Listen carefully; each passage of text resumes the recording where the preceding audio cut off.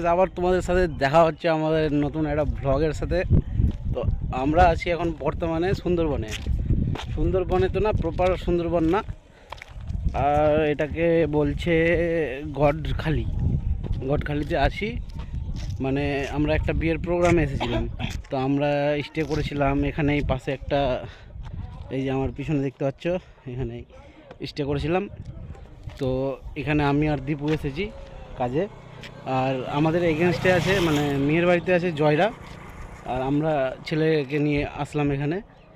তো আমরা এখন মানে এইমাত্র সুন্দরবনে ঢুকলাম, আমরা এখন যাব খাবার খেতে।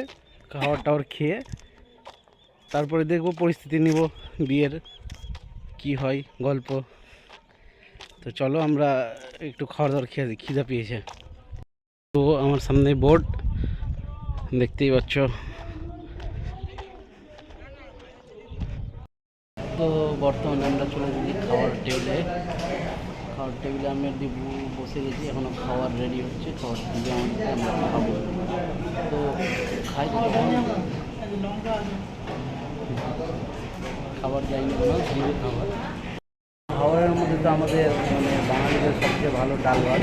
তো আমরা ডাল ভাতই চেষ্টা করবো খাওয়া, দেখা যাক কী হচ্ছে এখন।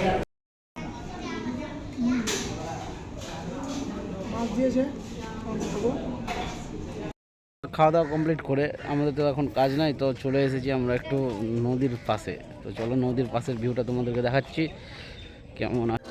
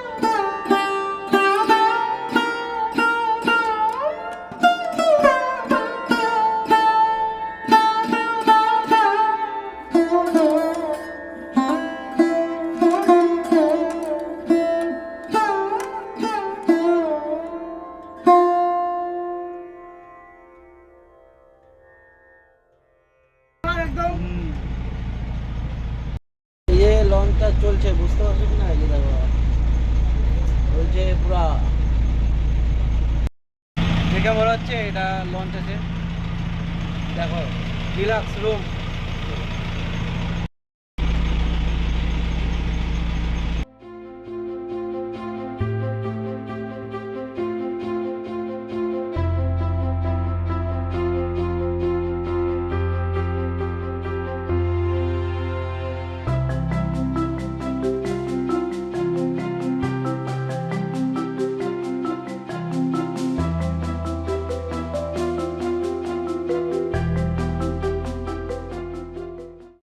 তোমাকে কেমন লাগছে? খুব ভালো। ধরে বল। খুব ভালো। খুব ভালো। হ্যাঁ। আরো কোথাও ঘুরবি নাকি? হ্যাঁ। আর তো তোর বিয়েতে কখন যাবি, মামার বিয়েতে? যখন সবাই যাবে তখন। আচ্ছা। তো তোমরা দেখতে পাচ্ছ পিছনে এইসব, এই যে এইসব হচ্ছে সুন্দরবনের মানে ফরেস্ট। এখানে সব বাঘ ফাঘ দেখা যায়।